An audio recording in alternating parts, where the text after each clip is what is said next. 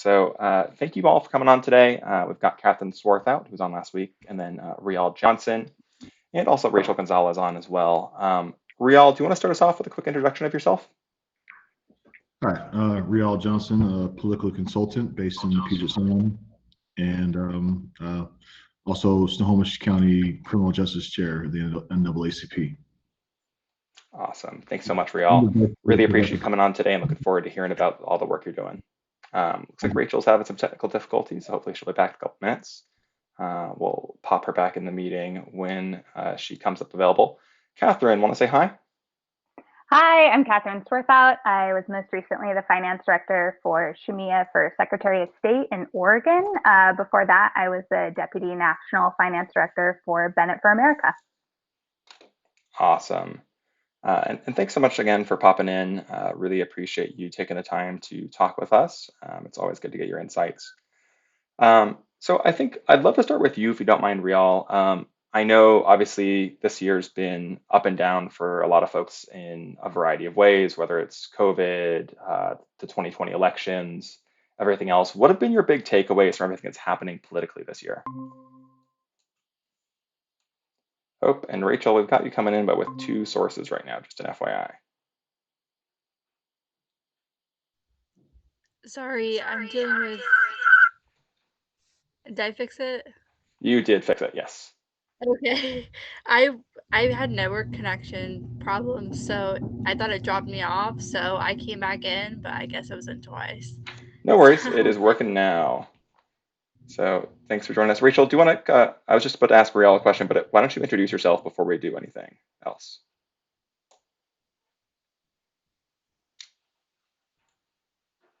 I think we me might be. first, or Yeah, do you want to, sorry, Riall just and Katherine just introduced themselves, but you had just dropped off stream. So if you want to just go ahead and introduce yourself, I can give a quick summary for folks.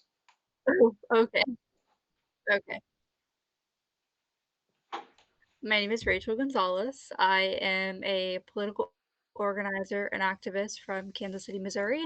I'm currently in college studying political science. I've worked on many campaigns, volunteered on campaigns. I've interned at the DNC, currently the co-chair of the DNC Youth Disability Caucus, and I'm also an executive committee member of the Missouri Democratic Party. Awesome. Well, thanks so much for coming with us or joining us from Missouri. It's great to have some folks from around the country here. We've had a couple people from Texas on last week, and I'm excited to kind of get the different regional perspectives here. So thank you so much for joining us. I heard from our mutual friend Jonathan, you got to meet Raphael Warnock via Zoom today. Yeah, that was really exciting. He was so nice. Because you've been doing fundraising on that race, haven't you? Yes, so far we've raised around 3.5 million, and 2 million of that was for Warnock, and we did that in over a month, and just under a month. And what are you So doing as far as it was really excited show. Oh, go ahead. You're Oh, good. no, you're fine. I'm sorry. I just didn't, a little bit of lag there, I think, between our connection. Uh, you're doing that mostly on digital, aren't you? Yes. So since we can't have in-person fundraisers, it's really important to have all those fundraisers online to make sure we're keeping people safe. So all of the money we've raised have been through email lists from Facebook, Twitter. I even made my first TikTok the other day to advertise our donation links. But it's going really well. We're going to keep them up until the election, which is January 5th, and we hope to get to 4 million for both candidates by that point. Well, that's awesome. Thanks for all the hard work you're doing on that. So I know both Riall and Katherine, you've been obviously working with other candidates this year as well. How have you found the impacts of 2020 and what's happened with COVID been on fundraising? How have you two adapted? Riall, you are muted right now, FYI. Sorry, I was making tea while you're. So That's yeah, important. we really had to be able to adapt to go digitally mostly because I think COVID really put a hamper on field, which is kind of like, Absolutely. that's kind of been my bread and butter in a way. I grew up. I mean, I started as a field organizer, So I think that, like that's kind of my nature. I do, field campaigns is always my strength. And so I had to really adapt to make sure that we had strong digital presence, and you just had to learn how to do fundraising, especially on these campaigns overall, and fundraise digitally. Zoom meetings, we call it. We call it just getting zoomed out. Was just like he's just zooming after Yeah, zooming. The double-edged sword is like you can meet more, but of course it's weird to have actually fatigue from sitting down, not having to go anywhere. And roughly, I mean, on local campaigns, fundraising can be about 40% of your fundraising. I mean, house parties can be about 40% of your fundraising. And without doing that dropped because a lot of people aren't inclined to donate like over online on a Zoom. So you had to really find other ways to engage. Candidates had to really step it up on call time. And so you just really had to make up the difference. And I think in the end, it's just also, not being able to knock doors, I think made at least here in Washington, I think it was just really astonishing to see like still turnout increase overall, but turnout increase on both sides. It was actually I think one thing I think conservatives not they did not stick to any social distancing guidelines for the most part on their campaigns, and they no, still they did door not. knocked. As and Democrats held pulled back on door knocking, especially particularly at least my campaigns did. So I think that made a little difference as well. Luckily, like the Republican Party and the conservatives are just kind of um, don't have a good image right now. So I think even a higher turnout still benefited the Democrats overall. Yeah, definitely. I was lucky in Oregon. Shemia Fagan is a fantastic call time candidate. So that worked really well for our campaign that she's still able to make that connection even with first time donors. It was an odd year for expenses on campaigns because, like you were saying, Riall, our field budget was way down in a lot of sense because we weren't hiring as many field organizers because we couldn't door knock. And so that also sort of shifted where some of our resources went and how we were connecting with voters and where the money was going. So, and not having to pay for a campaign office was a savings for our campaign anyway. So there were some savings, so money could go other places. But yeah, I mean, you've got to be willing to make those phone calls a lot of times and ask for money, which is the worst part of running. So Yeah. Yeah, it's really interesting to see how different campaigns have adapted to this because, like what Rachel was talking about, as far as the really big push they're doing with digital fundraisers and then other candidates focusing on call time, it's clear that this has been a year where change has been accelerated. There's a quote from Satya Nadella, the CEO of Microsoft, where he said, we've seen 2 months of 2 years of digital transformation in just 2 months, back in April 30th when the pandemic's really kicking off. And I think, Hmm. particularly in campaigns, that's something that's been very true, where we've been forced to go from rapidly from the things that have been done traditionally for a long time to trying to move very much online. And it's definitely kind of changed the paradigm here this year. well, it's Um, interesting how fast things have even changed in like a couple of years. Because as a finance assistant for Denny Heck in 2014, I was the digital program. Like me, or in my early 20s, having no idea what I was doing, like writing and sending emails, like not really sure about targeting, and that feels like a minute ago. That was 6 years ago, and now we have these like sophisticated email shops and email lists to buy. So yeah, it has rapidly changed. Yeah, I definitely think there's an interesting growth across the spectrum on what's happening digitally. And I honestly feel like it's one of the disadvantages we had as Democrats going into this year was that the Republicans had put a lot of energy and money into building their digital operation, particularly Trump's campaign had done this. Whereas a lot of the infrastructure that was built back in 2012 by Obama wasn't really carried forward by Democrats nationally, and therefore we've had to kind of keep rebuilding our digital infrastructure in some places. So, the 2016 Hillary campaign had to rebuild it. Biden, to some extent, has had to, rebuild out their own apparatus because we haven't carried it on. Whereas an incumbent was able to continue their push on that. And I think that's one thing that maybe potentially helped Trump this year. Um, it is cool though to see some of the acquisitions happening in that space. I don't know if any of you saw that Mobilize, which kind of became the standard for organizing events online this year, was actually acquired by NGP Van, the kind of big player in the Democrats digital space this year.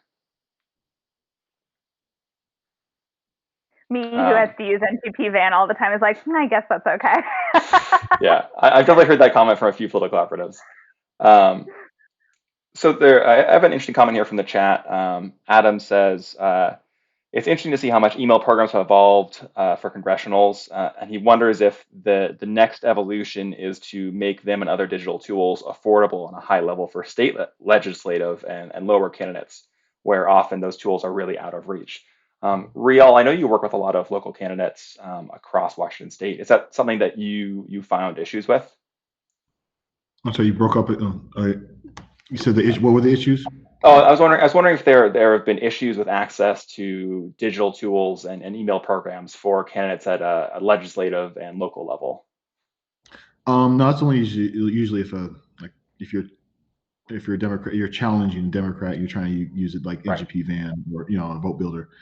But there's a lot of other digital tools that you can use. Sometimes it just usually sometimes costs more because the Democrats have a that's the kind of way they help keep their access. So if you're running and you're a supported Democrat, there's you have the digital tools at least to reach for voter contact, but everyone has to find their own tools in terms of how to do digital outreach. And there's so many more options now than there were like a few years ago because because people are consuming their media in a lot of different ways, especially now. Like it's just you see a really big increase in um, streaming apps. So that's one thing that a lot of candidates, campaigns have had to adapt. Like it's way more effective, I think, than just buying your normal TV ads.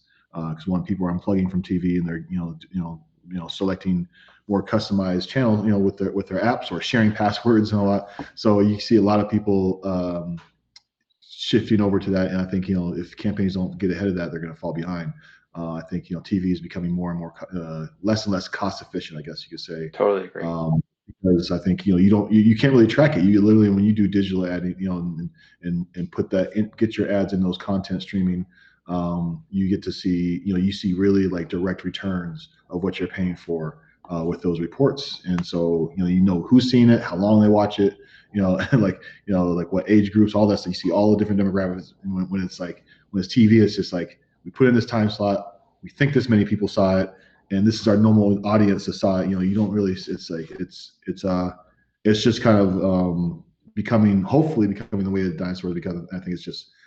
I like I'm all about data, seeing that report and seeing like, oh, this is exactly what we paid for. This is exactly what you got. Then you can actually so you can maximize it or minimize it and put it put your money in the right places. Absolutely. So I think that's whoever's ahead of the game with that is going to be is going to get that. And I think and you have to be as creative as possible. You can't it's not just your normal thing. I think you have actually, the good thing is you get to put it on certain channels or certain apps that already just by that app what kind of audience you're going. So like if you're doing certain like music streaming, or you're doing an app towards like I always say like Funimation or Crunchyroll, where it's like those are they stream just anime, so you have anime fans watching this, so like right off the bat you already know what kind of ads you want to put in those, or what they're here, plus the age groups within. There's a bunch of nuances within that.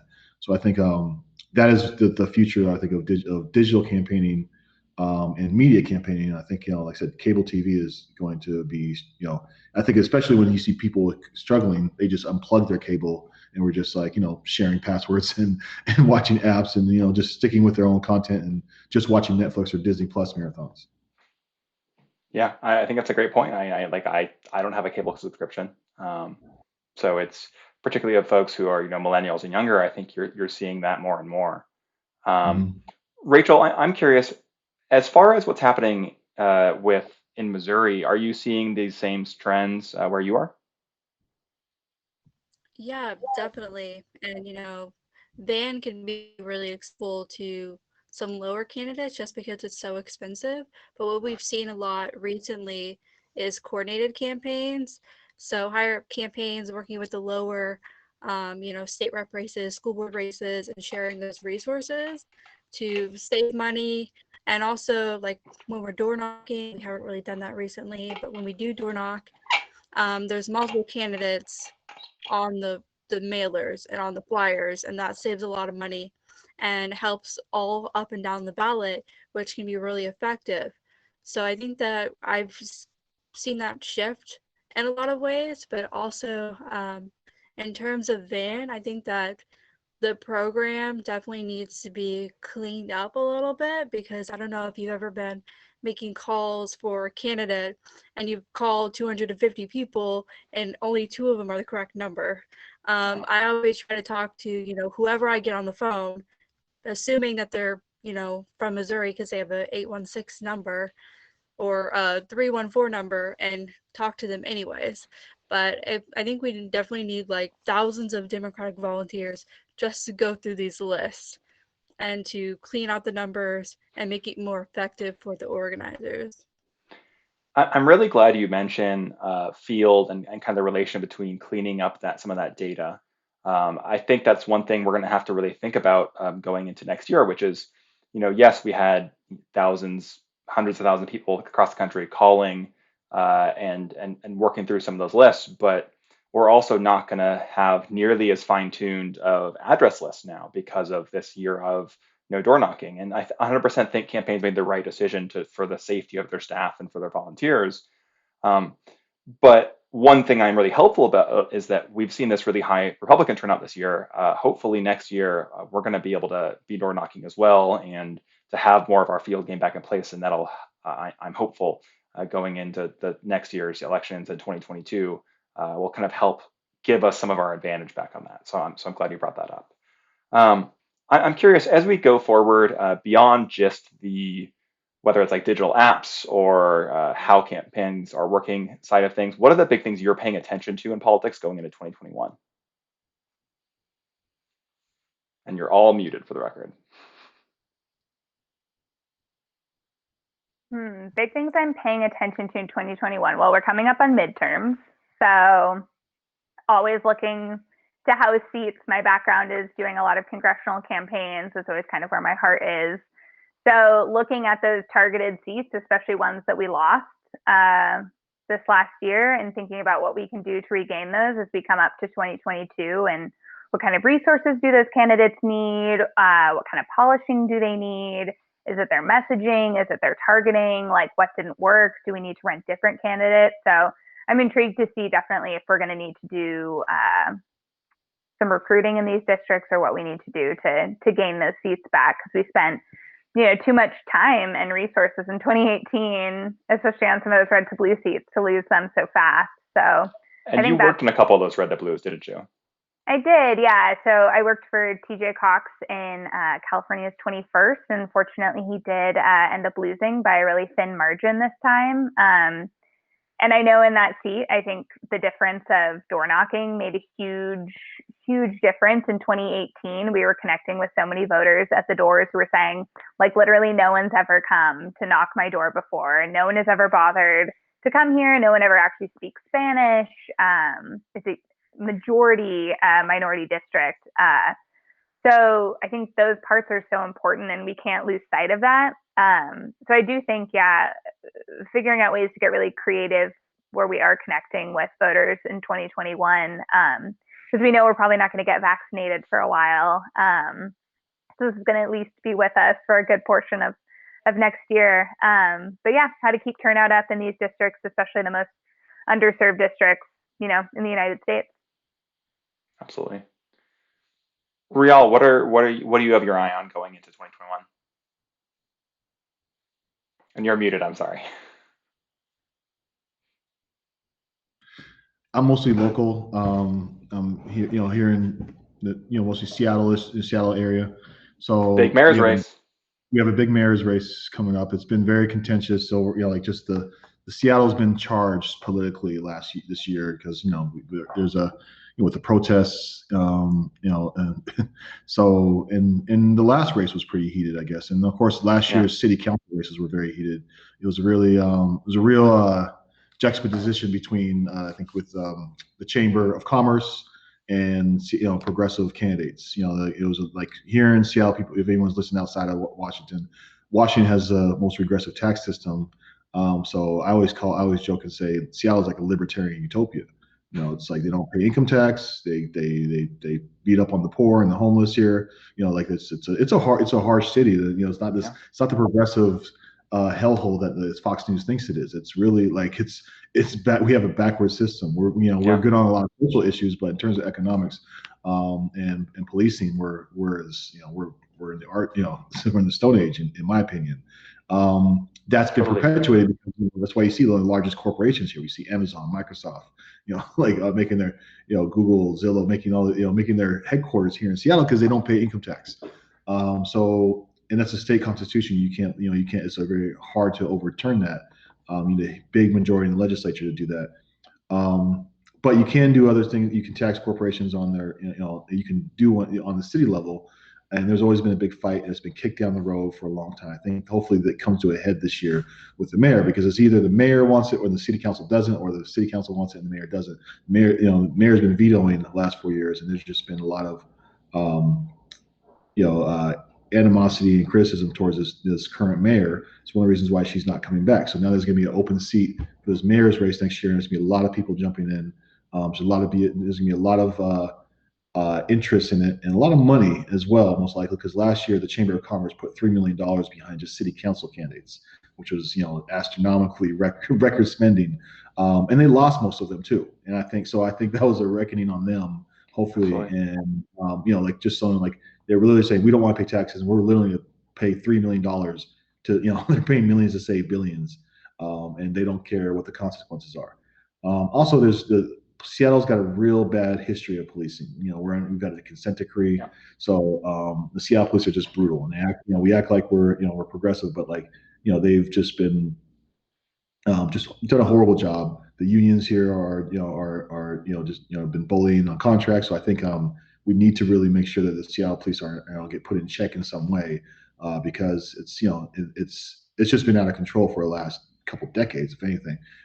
And the funny thing is, when people talk about defunding the police, it's like, I don't know why. It's funny to see conservatives argue against that, because defunding the police is actually small government. And we're actually trying. So it's funny, progressives are actually arguing for smaller government, and conservatives are arguing for bigger government. And so it's just really backwards in the fact is like we want to conserve our money because they're taking over half our taxpayers' money. They're taking over half our budget. They're wasting it, and they're costing us more and more. And they're not even really efficient in what they do, because they have a low clearance rate. They don't even solve more than the crime, like not even like a third of the crimes that are reported. They're actually more likely to make situations more violent than they are. So, because it's like 1% of calls are reported are violent, and 3% of interactions are violent. So they actually yeah, increase 300% of when they answer calls. So it's like, and I remember I was on a forum with their union president, their past union president, because they can't even answer the fact is like when you have these. The fact is, when you look at all these violent situations where they've shot and killed someone, beat somebody, or falsely arrested them, just look at the situation and say, what if police never showed up to the situation?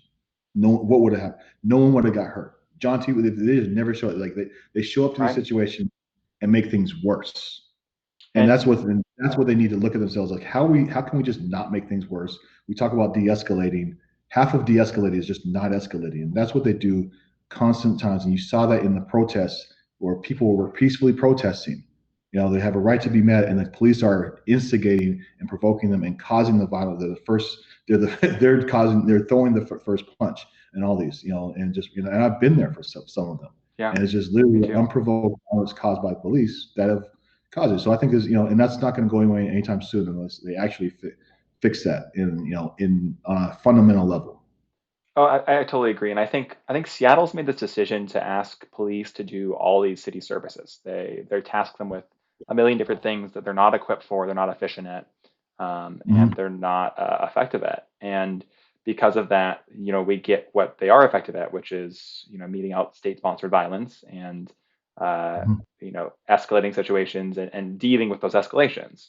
Mm-hmm. But instead, we should be putting a lot of that money towards uh, organizations run by people of color to help the community, and try to actually deal with the real problems we have.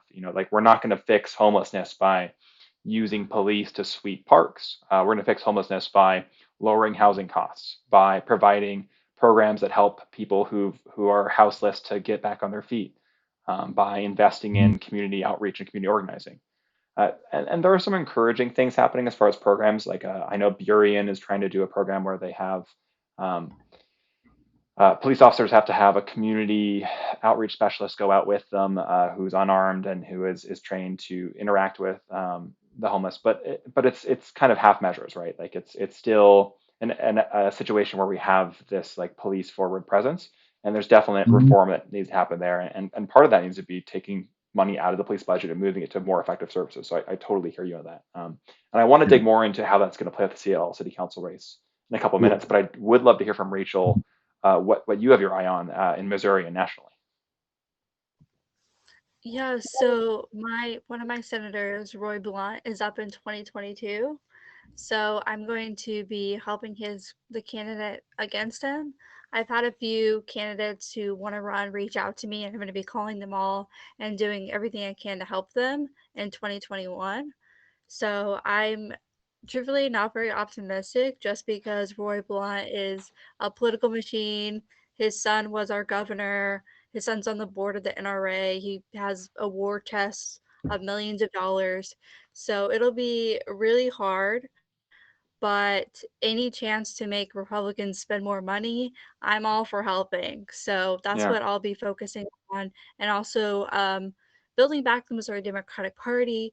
We've had a lot of problems. We have seats where we don't even run people in because we can't find candidates. So making sure that we get at least somebody on the ballot in every single district is going to be really important for the 2022 race and every single race after that. So I am curious, Rachel, since I know you're involved with the Georgia runoffs and have been doing a ton of great fundraising work there. Uh, are you optimistic about those races? Do you think we're going to get 1 out of 2, 2 out of 2? Are we going 0 for 2? How are you feeling about that? Yeah, so the polls actually have us tied, but I always say like ignore the polls Yep. because polls are wrong Run like you're 10 a points lot of the down. time. Um, yeah. So I don't know. I have no idea. I think that we'll just have to wait and see, but I think that both the candidates are great. They're doing a great job. They are being out fundraised and outspent money wise. But I am optimistic. Georgia did turn blue when we didn't think it would for Joe Biden. So I think it could for these Senate races as well. And I hope that, we keep hearing this message of, if you want further stimulus, if you want further investment in you as a person, you need a Democratic Senate. Because I think that's a really effective one. And frankly, Purdue and Loeffler, with their investments in a bunch of shoddy things with the way they've handled the pandemic, I really hope Georgia makes that decision. So thanks for all the work you're doing there. It's fantastic. And then Jonathan pops in the chat to say, let's win them both. I'm with him on that. So amen, Jonathan. Um, Thanks for tuning in, by the way, Jonathan. So one big thing I do want to ask Riall, I want to hop back to this, is who do you think is going to get in for the mayor's race in Seattle? Because this is obviously, a huge race, not only for nationally for the movement for racial justice and to defend the police, because this is a city that has an opportunity to do that with the right leadership in place, and also one of the more brutal police forces in the country and one of the best funded. But it's also a huge moment for a city that, to your point, like has been very libertarian, has kind of not lived up to the progressive values we claim to espouse. Yeah, and I think I don't really know who's gonna make us separate. I did enough. I did a lot of asking last week, and I think I'm like I'm gonna stop asking. Let See it who play pops out. in. Yeah. How dare these people wait over a week to make a life-changing career decision? How dare they? We want to gossip, dang it. Yeah, I think Durkin just announced 10 days ago. It's like Yeah. how dare these people wait this long before they tell us what they're going to do with their lives? So I'm not really going to pressure anyone. Obviously, I love like I said, my company, we work with we always work with the most progressive clients and the candidates in the race. Our clients are usually our Democratic Socialists, half of them. So it's like it's and we take that we take that pride in that. Like we're always trying to push the needle left, and because we believe in progressive values and authenticity. So I think like in terms of people, I mean, I've heard, obviously you've seen in the paper there's been articles, so I'm not really saying breaking any news, but you've seen people like Colleen Echohawk, the director of Chief Seattle Club, which has done some great work in homelessness. I think there's Lorena Gonzalez, I'm hearing, Justin Farrell, and whatever chamber puppet they want to they find. I don't know, like whoever the chamber decides to run. Looks like a lot of people, the speculative candidates, they're pretty announcing that they're not, like the Tim Burgess and Bruce Harrell, I think, and Gordon McHenry, anyone who was, Scott Lindsay, who would have been, Strong for them, yeah. the chamber would be likely to back. They're saying, they're putting out there that they're not. I think, not Yeah. to. I think they're going to want to have a unified candidate behind them. That they want to get behind a candidate and unify the conservative part of Seattle, or the NIMBY part of Seattle, we call it. And so Yeah. I think that we'll just see it play out. Like, I think, but I hope people, there's a sense of urgency. I mean, you say you have time, but the vouchers come out in about less than 2 months. So I think, you Oh get my God, you're right. Yeah. Yeah. I mean, I announced, like I said, one of my candidates for city council, we won. We made sure to announce early. We announced on January 9th, I think. Yeah. And Riall, actually, do you mind explaining the voucher system for folks who may be tuning in who aren't from the Seattle area? I think it's a really interesting thing. So the vouchers they passed a law years ago to do public funding for elections. So every resident in Seattle gets to give $100 to the candidate to candidate of their choice. They actually get 4 $25 vouchers, so they can give it to up to four different candidates. Most people give them to all to one, and then you can donate up to another, like 150 yourself, or for city council, $400. So you can give a $500 max to mayor candidate. This is a way to help bring in more participation for people to have skin in the game for the candidates, and also the goal was also to get money out of politics, get private money out of politics. Yeah. But you can't, because of Citizens United, you can't stop outside money spending. So actually just increase outside money spending, because what it has, it gave candidates put them on the client of mine said it best. I think it doesn't really even the playing field. It just gets you on the field. Allows you to not. It doesn't mean you're out because there's a cap. So the mayor's race is going to give $400,000 per cycle. You can get up to $400,000 per cycle. So $800,000 if you make it to the general. City councils this year, and it gets $300,000 cap. Same with the city attorney. Last year, our cap was $150,000 for the district city councils. So you're able to raise an efficient campaign for that size of a race, and you can have a staff, but doesn't mean you get to out fundraise. You set your limit. You Right. can't, you can't go out and raise hundreds of thousands of dollars for a local race. So you don't really. Everyone kind of works with a similar amount of money. Which I think has been great, frankly, for the local campaigns, at least from my viewpoint. Yeah, it's for the local campaigns. So everyone gets, more people get on the field. The goal is you have to be able to qualify. So you have to get a certain amount of donations, $10 or more, on your own. You can't just walk in and say, I'm going to raise $300,000, because I signed a paper. So you have to get a certain amount of signatures and a certain amount of, so you have to have community recognition to get those, or you have to fundraise your own, at least $10 or more donations for a certain amount. There's thresholds. Like I said, I think it's like 600 for the mayor, and it's like 400 for the city councils. So once you qualify, then of course you can fundraise, and then the cap gets raised. You can fundraise on your own to a certain amount, depending on how much outside money is spent. So a mayor candidate can raise $800,000 on vouchers. I'm sure that cap's going to raise because the chamber just won't be able to help themselves. They're going to put money in. There's going to be conservative or neoliberal corporate super PACs that will throw money into it. Unions will throw some money into it. So that cap will raise. And eventually, someone can raise at least another $200,000 to $500,000 on their own. Wow. With that. So you can. So both mayor candidates, whoever gets to the general, is most likely going to raise well over $1 million each. That's going to happen. Whoever for those final two. Everyone else is going to raise around $500,000 in the primary. So there's going to be a lot of public money raised, because I expect at least six or seven legitimate contenders.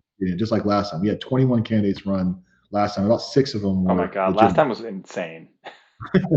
I mean, we had so many mayors running. We actually had 4 mayors that year, and we had 4 sitting mayors. Yeah, because Ed Murray resigned, and then we had 3 different council. 5 days. Yeah, I think. Yeah, and then Burgess. They voted Burgess in. The council appointed Burgess, and then Durkin got sworn in the end. So we had the year of 4 mayors that year. And then I think with these vouchers, so what these vouchers do is actually, I think it really helped. What the benefit of that, it it takes away the whole ring kissing, way of politics, where you don't have really kiss. We're like, we need their money. It's like, no, we don't. We're going to raise $100,000 on the streets. Like literally, we were able to canvas last year, go hit the streets, canvas, march, fundraise all at once.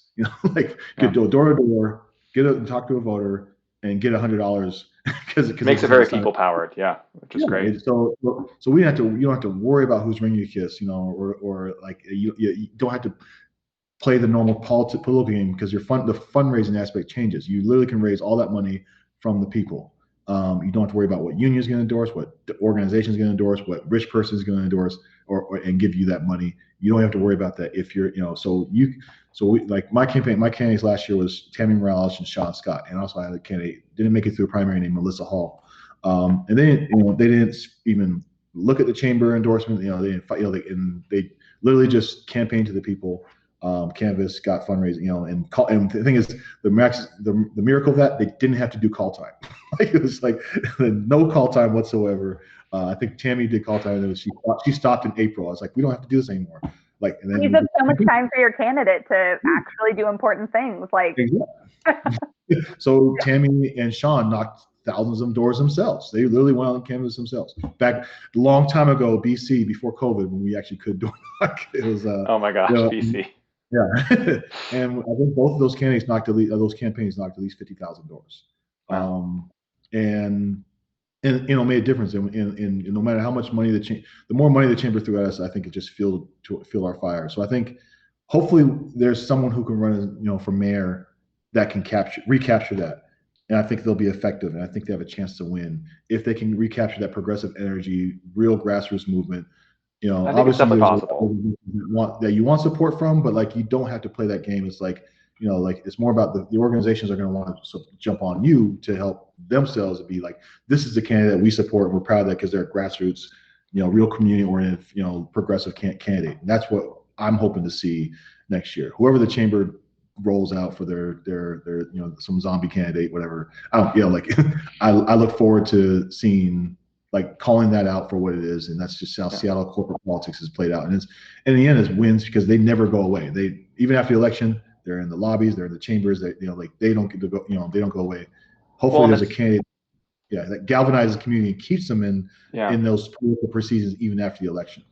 Well, it's interesting. I think it's a bit of a microcosm almost of what we've seen nationally, where I'm sure Katherine and Rachel can probably speak to this. We don't have those same fundraising limits. We've got different ones that obviously, and public financing system is far less robust for most candidates. Like I know, Katherine, you did some work in Oregon this last year that has very different finance laws. Do you want to maybe talk a bit about that as a comparative exercise? Yeah, so Oregon is they take their First Amendment rights very seriously, and in fact, in Oregon, they take it much further. And so their money is free speech in Oregon, and as such, you can give as much as you want to campaigns. There's no fundraising limits at all.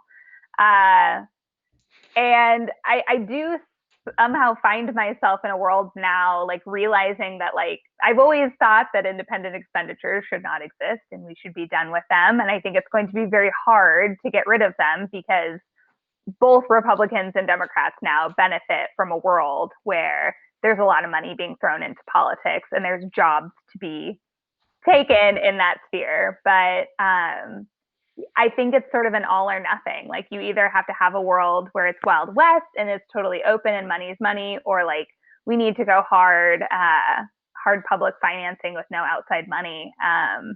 Otherwise, it's really never going to get leveled out. We're never going to have equity in being able to run for office. But yeah, it was an odd thing being able to take unlimited amounts of money from basically anyone you wanted to.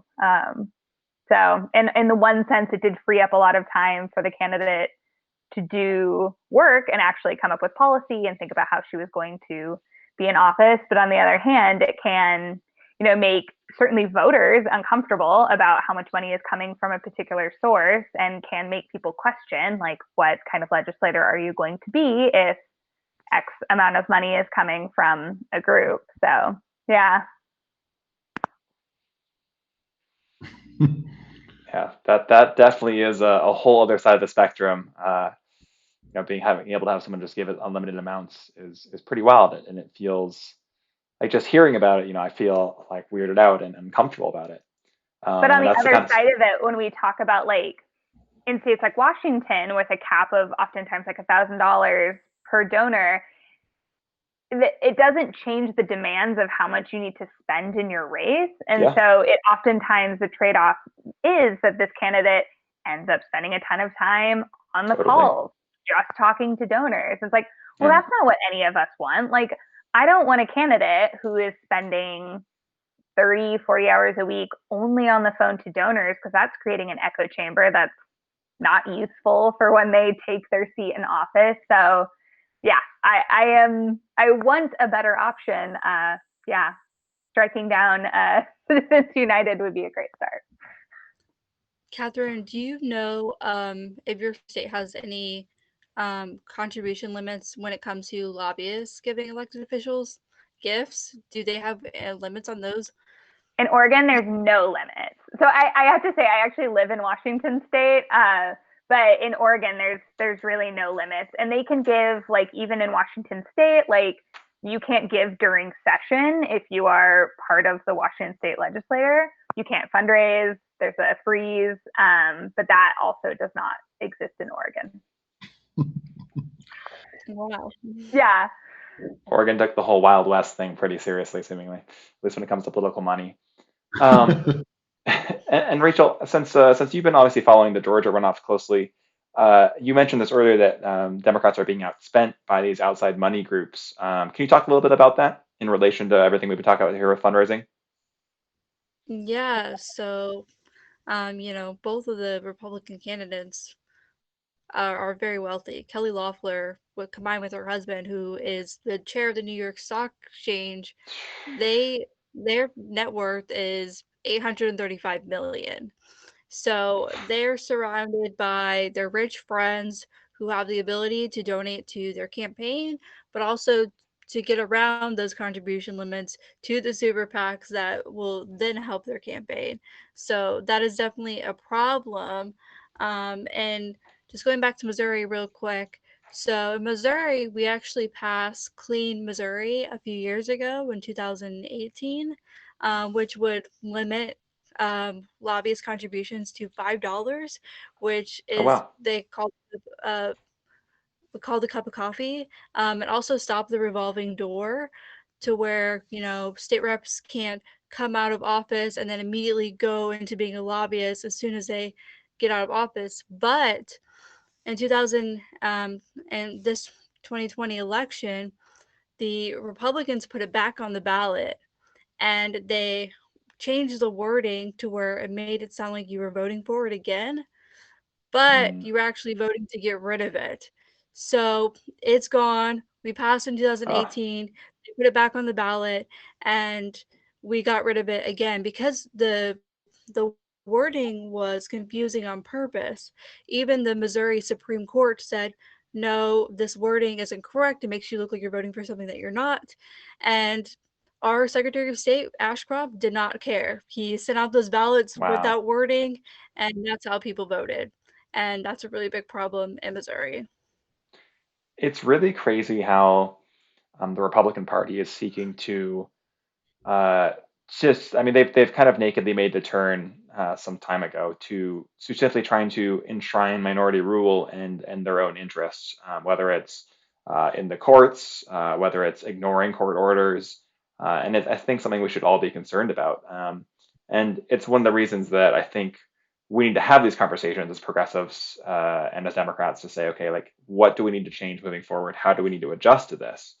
I mean, you can see it with the way the stimulus negotiations have been handled, and the way that different groups have just handled the Supreme Court nominations instead. I mean, McConnell rammed through a Supreme Court nomination instead of talking about stimulus, instead of actually trying to help people who are suffering. I mean, they've kind of pretty much blatantly said that they don't care, and that's a great example of that. So thanks for sharing that, Rachel. One thing I do want to ask about that I think has been really important from 2020 is one thing I hope folks have recognized because of what happened with George Floyd, because of the protests that have followed, because of the the movement to talk about race and talk about social justice more is that, particularly as people on the left, we need to make space for people of color um, in our conversations, whether it's political ones or otherwise. One big issue that we've seen with that is actually here in Washington State. I know, Riall, you were part of a letter that was sent to the House Democratic Caucus this year in Washington State for the Washington State House Democratic Caucus, calling them out for some of the practices they've had around hiring and forcing folks not to hire certain consultants. Can you maybe talk about that experience? And Yeah. So politics is a lot about relationships, you could say. So the Democrats are just used to dealing with, they go with what's comfortable a lot. So they deal with, and that comes with a whole lot of historical context because of who they had. So like, I'm a very new consultant. I started my company in 2018. Before that, I was an operative. I was a field organizer, field director, that kind of, community engagement director. And I was campaign manager. And then, started my own company. I'm one of the few, consultants of color that's done that. And it's like, and to get those contracts from like the party or something, or get referrals to candidates that are supported by the party, there's a lot of relationship building that you have to do. So whether it's, like we just don't have that because it's just, I think, that comes with a natural one. I'm fairly new, but also there's other consultants that have been in the game longer than me, and some gave up because they just like dealing with this is just like the anti-blackness, you can say, just the bias of thinking that we can't do the job, we have to be perfect. So it's funny how we see the criticisms of like if we lose a race, it's like it's on us. But like these other consultants, these established consultants, they can make huge mistakes on campaigns and still get the benefit of the doubt and get and keep getting clients. So this whole thing about the Democrats and talking about diversity, I think it's kind of a farce because they don't put their money where their mouth is, and they don't trust us. And how I think they don't trust putting. They think It's funny how when this happens across the board, not just Democrats, it happens with government contracting. It's one that I can get in a whole another discussion about I-200, how we got rid of affirmative action, because anytime they invest money in people of color, they look at it as an experiment or it's a charity. But it's like an investment. It's an easy investment.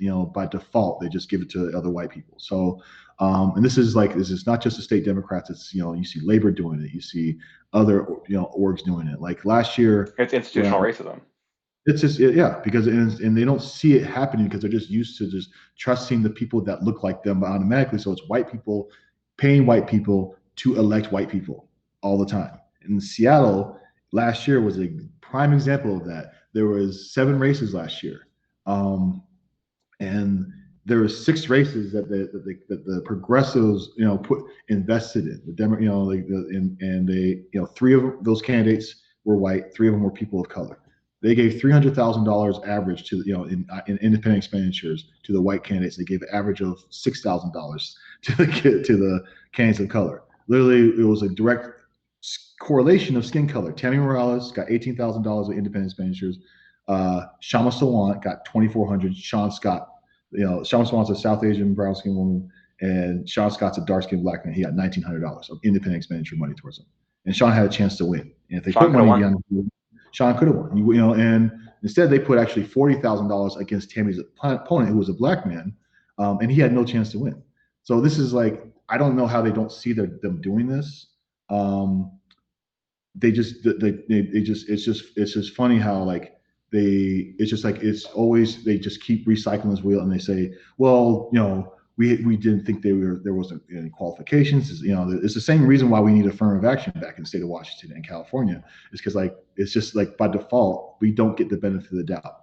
And they can sit there and say we're not qualified, but you see how many Trump Juniors do you see getting contracts from governments and for these local contracts or businesses, and of course the Democratic Party. How many new like consultants where you see that are white will get these contracts, get the benefit out because because they just automatically get that validation because of who they know or who they're related to or who they're friends with. And even when I'm people I think I have good relationships, it's just they feel like it's taking a chance on me or it's an investment. And even after that letter we wrote in the article we came out, like we got some offers, but it was like pennies compared to what they do. Like we see millions of dollars spent, millions by Democrats and labor none of that's going to consultants of color. None of that. And so we saw like $10 million spent by labor. We didn't see any, so, and that's, and the thing is, like, somehow I'm still thriving or surviving, I guess, and doing it because I have faith that, I have pride in the candidates that I have. And most of my candidates are candidates of color, and we run good campaigns, we fundraise, and we win. And so, but I'm not getting any independent expenditure money. I've not got an IE contract yet, and I'm not really expecting to, because it's almost like it's a kind of a dilemma for me, because I'm trying to get rid of IE spending. So for me to accept that, it's kind of a weird, dilemma I would be in. I mean, at the same time, it's also like the most lucrative contracts for you to get. So I understand the frustration of that. The thing is, the consultants that I signed that letter on with, we all were winning. Yeah. we're winning groundbreaking. Michael and Serena, everyone, you're all kicking butt. Michael, lieutenant governor race. He ran a statewide race, and he got Marilyn Strickland elected. She's the first, black woman to be elected to Congress in the state history. I got, and I don't say we got him elected. We are obviously, half our job is just not part of the team. Yeah. Our clients are winning. Like, I had my client last year was the first Muslim woman to be elected in state history. This year we got Carolina Mejia is the only woman of color on any county legislature in the state. Like Gurmai Zahalai was the only person of color on a county council or commission in progressive Washington, all over the state. And now we have we doubled the population. It's now, but extremely white and not that progressive Washington. Those things need to be addressed. And the thing is, the Democratic Party can sit there and take it as an insult, or take it as they got really defensive about it, and fire back at us, but like, thing is, like, if you can't take criticism, what how can we expect you to fix this? Because the thing is, the numbers don't lie, the stats don't lie, and we're just calling it for what it is, because we've actually tried to talk to them personally, quietly about it, but they just don't listen. After about a decade, like I said, just like, put your money where your mouth is. If you believe in diversity, actually show it with your checks, because the thing is, like, otherwise it's just tokenism. And I'm not here for it. Other people aren't here for it. And the thing is, I think with that, until they actually have some real intention to do that, I have no qualms ever working with them again, at least in that capacity on the legislature, because the thing is, they approached me. I did not seek out them. They approached me to add me to their preferred consultant list, and I didn't get a single benefit from it. I didn't get a single client from that. I was supposed to be referred to, but they were literally referring clients away from me. Even so, it was just like, it's if anything, it's just, and this is, I think, an overall sentiment you see with the Black community with the Democratic Party, is we have real mistrust issues, and the only reason you can we're being taken for granted, because it's like what Malcolm X said. It's like we're running from the the snarling fangs of the lion to right into the smiling jaws of the wolf. And so I'm paraphrasing, quoting directly, but like, the thing is, it's like we're going with the Democratic Party by default, because the Republican Party is just straight up violence towards Black people. So I think but eventually, I think if this keeps continuing, hopefully eventually there's going to be a new party that actually does talk about do some real equity. And actually do some things to fix what's wrong in communities of color and how we're being neglected. And it comes down to, we're just not getting invested in. We don't get money in. And the thing is, what Democratic Party doesn't realize is, by default, their default settings are set to white, and all that money they are investing is already going to white people. And every time they look at, we got to do something with the communities of color, it's a charity event. It's like, no, if you actually invest and take a chance, not even taking a chance, actually, like, it's literally like, we do a good job and we actually win. And we actually invest in the people of color and consultants and candidates and all this, you win, and until they realize that, like, I hope they actually find a way to turn around. Otherwise, they're going to have a real reckoning in the state. The state does vote progressive, and somehow there's going to be a progressive movement that can capture that and actually bring some equity, and it's going to end up destroying the Democratic Party. I see you both nodding along, Katherine and Rachel. It looks like you both have some follow-up to that. Yeah, I'm nodding. Having not worked a ton in Washington, just knowing what the hiring practices can be like on campaigns and how quick you make decisions, and like, that people do have a preference for ending up hiring who they know, and it ends up just being like that white guy like in all of these positions. And so actually having campaigns that reflect who is voting, who the people are, is so critical. And I think especially on campaigns, actually like spending the time to realize like who your consultants and who represents your campaign, because it's not just the candidate, it's everyone who works with you to get you elected. And that, yeah, that's the only way we're ever going to see change on any issues, is if we actually have diversity in not just our candidates, but who is helping them get elected also.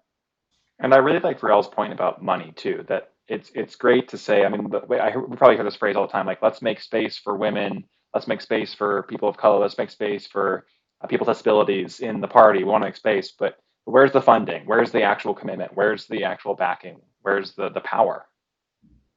Yeah. It's like, Yeah. Oh, go go ahead. ahead. I was You just want, going to say that there definitely is an accessibility problem when it comes to money and, getting more people of color, younger people, and people with disabilities involved. I don't know how it is in your states, but for the Missouri Democratic Party, to be a voting member in a caucus, it's $25. To be on the state committee, it's $250. To be on the executive committee, which I'm on, it's $500 a year, which is a lot of Oh my money. And God. that's why I'm the youngest member. So I have to fundraise that money myself because I just don't have $500 hanging around. And so I think that that's why there are so many young people who want to be involved in the party, but are not. I'm also working on a Hispanic caucus currently for the Missouri Democratic Party, but I'm going to do it a little bit differently, because instead of saying, hey, you can join this caucus if you pay this $25 fee, I'm going to fundraise the money myself, and then I'm going to say, join this caucus. The first 50 people we can get to join, your fees are paid for, because I think that that's really important. We don't have a Hispanic caucus. In the Missouri legislature, we only have one Hispanic member. And so I think that there needs to be a lot of change, more young people involved, and a more diverse set of individuals in the Missouri Democratic Party and elsewhere, because that will really help us in those communities. So that's what I'm working on for the Missouri Democrats. Hopefully it makes a difference, but um, absolutely, putting your money where your mouth is, that's going to be a huge part of it. So I that's think how I'm going to help I think get you more make a young really people great point involved. about the costs associated with that. Like I saw Rial's eyes bug out when you said $500 for an executive committee member, and mine did too. Like that is completely prohibitive for, I mean, frankly, most Americans. What's the statistic? Like 90% of Americans don't have $600 in an emergency, right? So how are they supposed to Mhm. afford $500 in just to be on an executive committee? It's prohibitive To for work for people of free, color, pay for youth. $500 Yeah. to work for free. Wow. That I mean that really does say a lot. And I think it kind of brings us back to this kind of money and politics conversation we've been having about how messed up the system is. The question I would have is, I know Rachel, you've also done work with I believe you're the co-chair of the DNC's Youth Disability Caucus. Um, that's another big issue that I feel like we don't talk about enough. What can we do to engage with people who have disabilities? Yeah, so first and foremost, making your websites more accessible with color coding. There are a few websites that you can check to make sure that they are up to code. So people with, readers, they can read your website using their readers. Having sign language interpreters at all of your events, because a lot of people with disabilities, they don't want to have to go out of their way to, ask the question. They don't want to feel like a burden. So making your events accessible as possible. If you're going to have, those resources available, if you're going to have ASL interpreters, put that on your flyer. Say, this event is going to have, seating for people with disabilities. This event is going to have those interpreters. And also just talking about it and including people in these conversations. So I love Warnock and Ossoff, but neither one of them have the word disability on their website. Like, it's not even an issue that's on their website. It's not talked about. It could easily be tied into healthcare, but it's not. So I think that we have a lot of work to do as, progressives, as Democrats, to be more accessible and to really bring people with disabilities into those conversations. Awesome.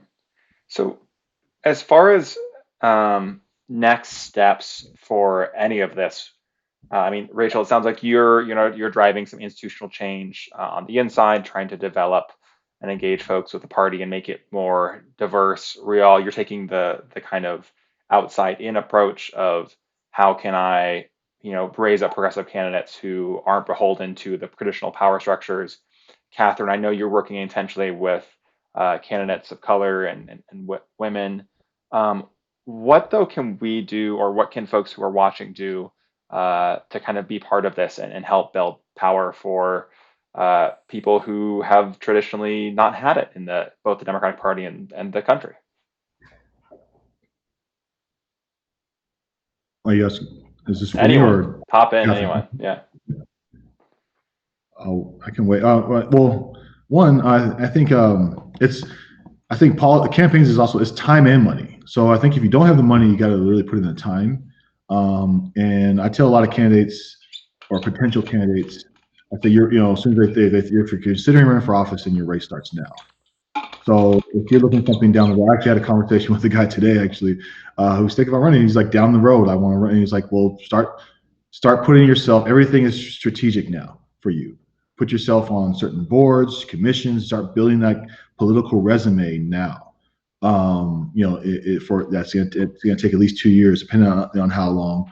Or what seat you're running for, even a state legislature or school board. Is you need to get a profile that fits the normal, to give yourself some validation for people to see, like, this person actually can do this position, do this job because they have experience in this, or they have relevant experience. So so I think for that, if it's not letting you start fundraising now, but put yourself in those positions, start building those relationships, join your local LD, get on a board, get on a commission, volunteer, join a campaign, volunteer for a campaign, like those things. Like, it's a 2-year plan. Classic example, I could say Tammy Morales is like the epitome of this, where it's a resilient campaign. She's a current city council and Seattle city councilwoman for the south end of Seattle. She ran 4 years, before that. She lost her first race, by 340 votes, and really she just never stopped moving. So, I think if Tammy won her first race and ran a re-election, she'd probably be the top candidate for mayor right now. But yeah, I agree. Don't tell I said that. But no, I agree with you though. That's something I was thinking the other day. Is Tammy came so close 4 years ago. How would the city be different in, I think, a much more positive way if she'd won? Yeah, and I think but she just never stopped running. Really, she came close, and she stayed involved in the community. She got on all kinds of, and when she announced, we pretty much won the campaign on day 2. The next day, Bruce Hale retired, and anyone else that came in was running. She was a front runner from the start, and my job was done in the month. I think that's nice to have those sometimes. Yeah. Yeah. Everything. It was just, we were just running out the score by that night, actually. Which is, so lay the groundwork in advance, run for office. It sounds like.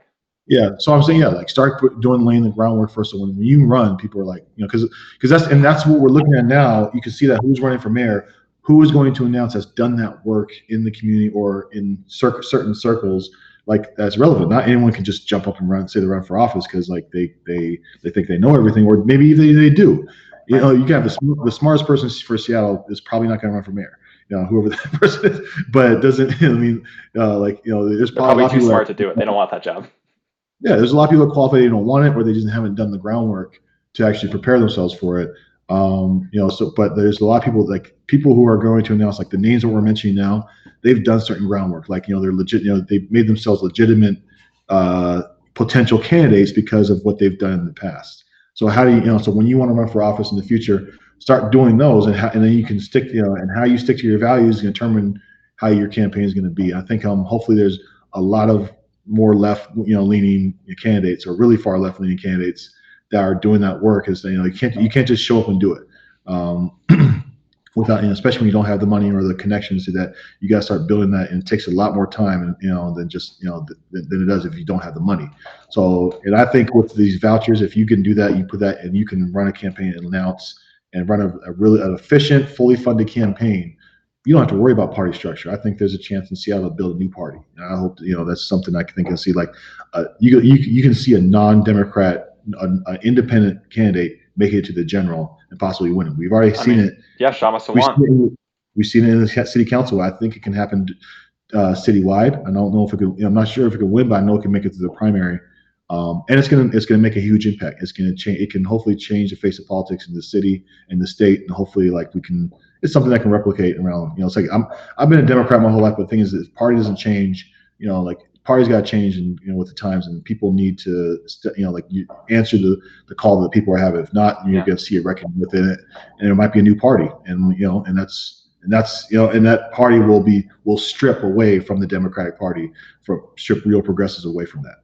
And I think it should be a warning to the Democratic Party to make changes, or else risk that future where they lose power, where they lose influence, where they lose the money that they live off of. And to your point, I think it is definitely exciting, and I think there's opportunities, particularly in very blue urban centers, to kind of create these ideas, whether it's vouchers or having people who are running for third parties. That is a really good point. And I'll say one more thing. I think Seattle is a pretty much all Democratic city. Everyone here, every elected official is a Democrat in Seattle, and it's where sometimes it becomes who's the most. Everyone acts like they're progressive, but being progressive doesn't mean you're pro-black or you're for people of color. Seattle's apparently the most progressive city in the country, but it's also the most anti-black city I've ever been in. Now, I've lived in a lot of cities. I played on 9 professional football teams in my life. You have a crazy story, Riall. In 6 different states, and I've still lived in, like Cincinnati, Rhode Island, and I've lived all around the country.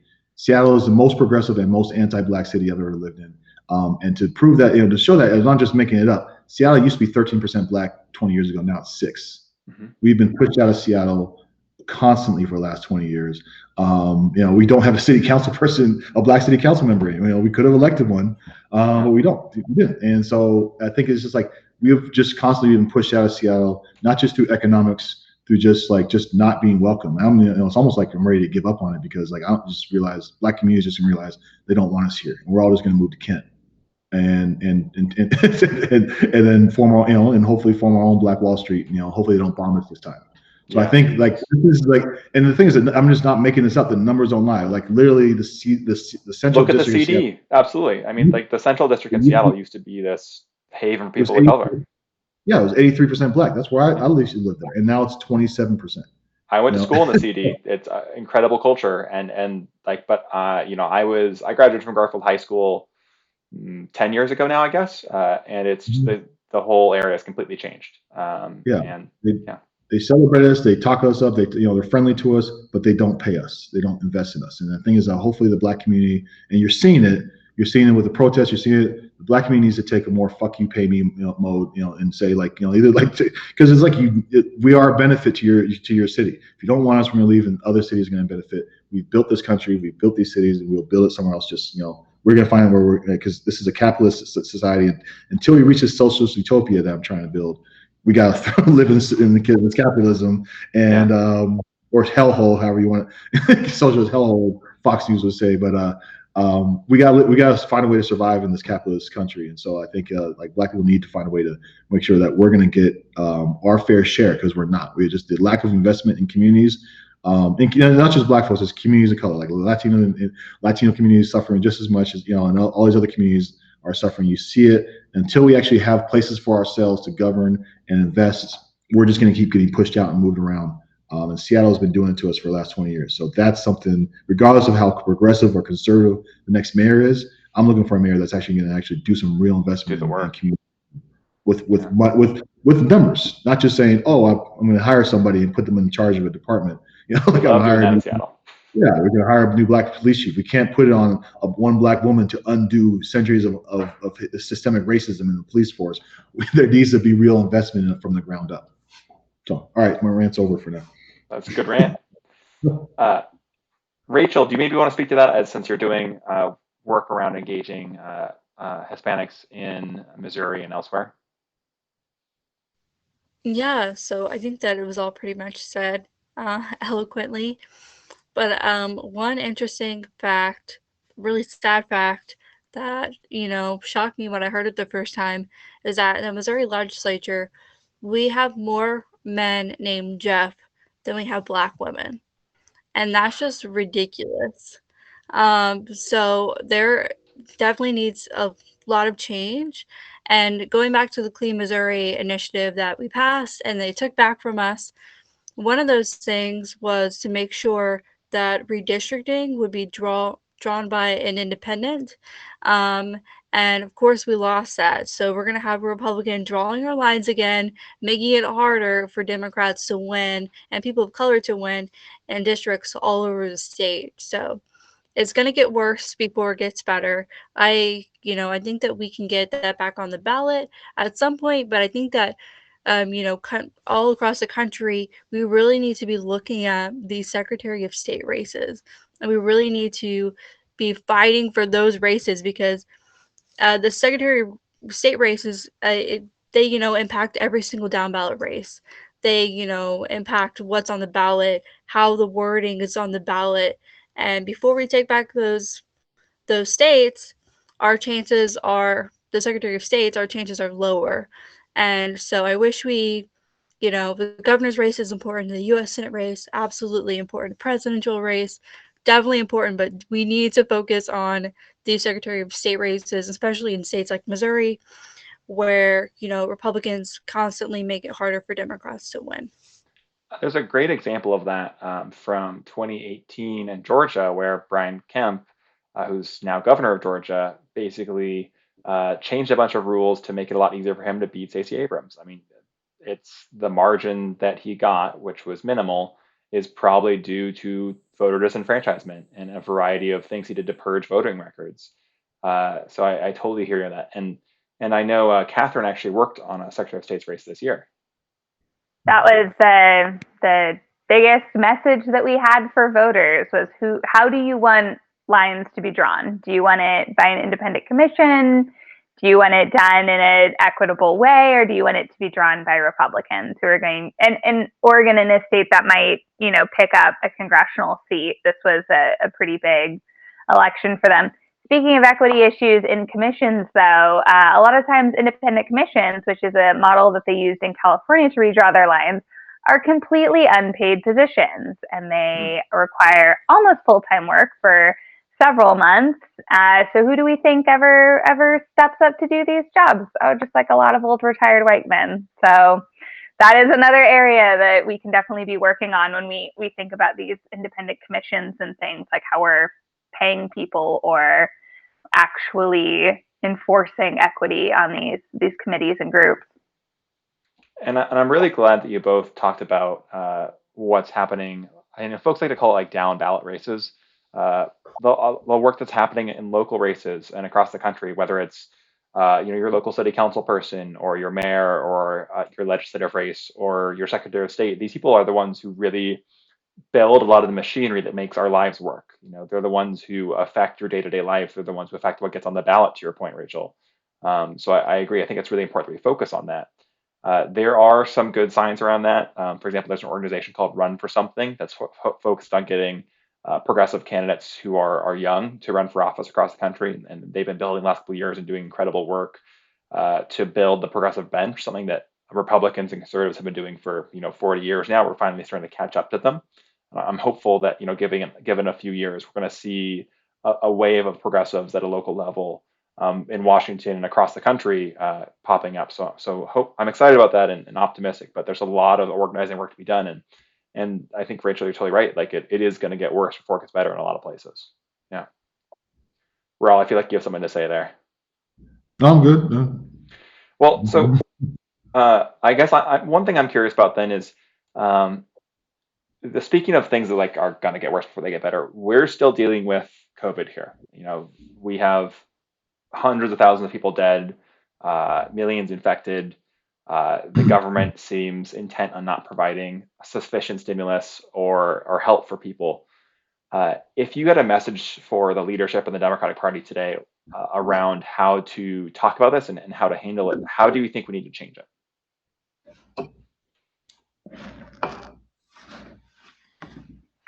stop giving money to corporations and support people. Also, a coordinated response for how the vaccine is going to be distributed, making sure that everyone actually gets access to this vaccine.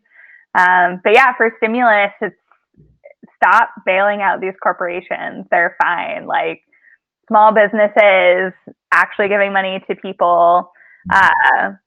Yeah, it's frustrating even here in Washington, just hearing about like restaurants and people who've legitimately like not had jobs now since February or March, and the jobs are not being magically created. And just like what's going to happen at the end of this month when unemployment gets pulled out for a lot of these people. I don't understand what they think is going to happen to our economy, much less from a human perspective of what's going to happen to people. How are they going to stay in their homes? How are they going to recover from this? Yeah. I think it's pretty simple. Just give the people money. And it's like, you get it back. Like, what are we going to do with it? Like, burn it? Like, we're going to spend it on food and rent and like living expenses that shocking, is that corporations essentially get. And so like businesses get that money back because people have just give the money. It circulates. It keeps it kind of, so I don't get this whole, like, we're going to, like they're worried, like this whole sentiment in America that we have this, like poor people can't have nice things and you giving them is a waste of money. It's literally like when it, like they're, you never, like the money doesn't go to waste. They're not literally, the only thing you can do is just burn it. Even that you get, like it takes money out the system and they just reprint it, but like they spend the money somewhere. And they always say, oh, we're going to waste it. They're going to spend it on drugs. But like people got to eat at some point. People need to sleep in a shelter. So you cannot waste money in America when you give it to people on the lowest level of the economic scale. Like it's eventually they use it to survive.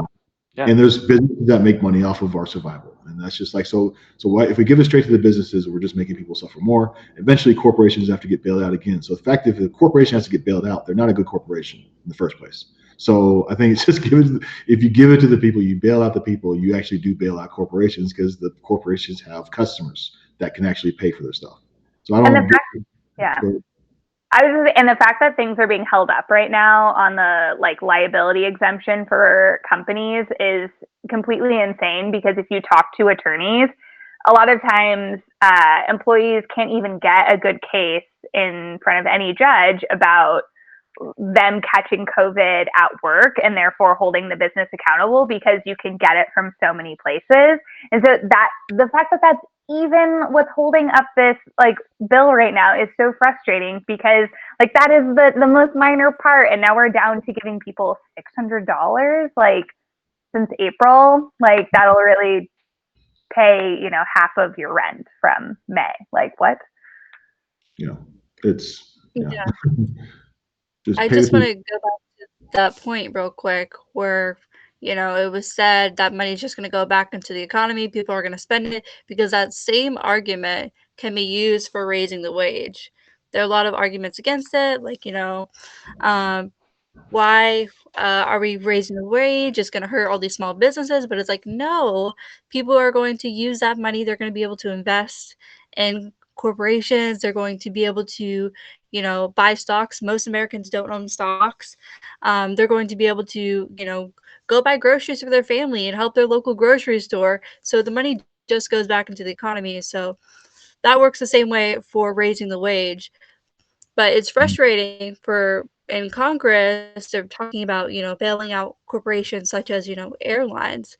And it's like, people should not be traveling right now. Why are we talking about airlines? And I think that the priorities are definitely in the wrong place.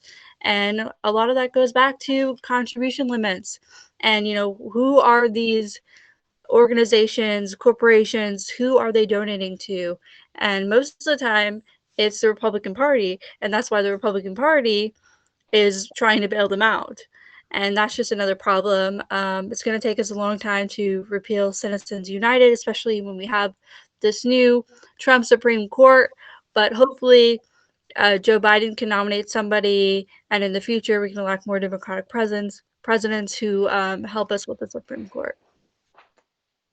So something that one of our followers here in chat has brought up is also the representation around age that we're seeing, as far as young people not being represented, or even people who are in middle age not being represented at the U.S. Senate or presidential or even local level, and the impact that has on people's understandings of whether they need stimulus, whether how technology is being used and abused. I mean, the fact that we have all of our members of the Senate are rich. They're rich and they're old, and those are folks who don't understand the makeup of the country. They don't understand that most Americans can't afford to pay their rent right now, or that they don't have money stocked away for an emergency. They don't understand that most Americans, as Rachel said, don't have stocks right now. It's a hard problem to fix, though, and I'm kind of curious what do you all think we can do to try to address this? Because I know we've talked a lot about representation from a standpoint of accessibility in our events and trying to help people with disabilities be involved. We've talked about putting our money where our mouth is when it comes to people of color. But what about when it comes to young people?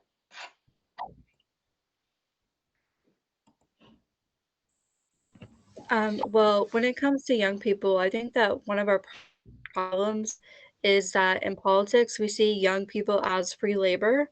It's like, oh, you're still in college, you can work for my campaign, you can volunteer for my campaign 40 hours a week, and we're not going to pay you, which is ridiculous. I actually had a really weird experience last year when a candidate called me, who I've known for years. I've been involved since I was in high school. And she called me and she offered me a job on her campaign doing finance work, which is what I like to do.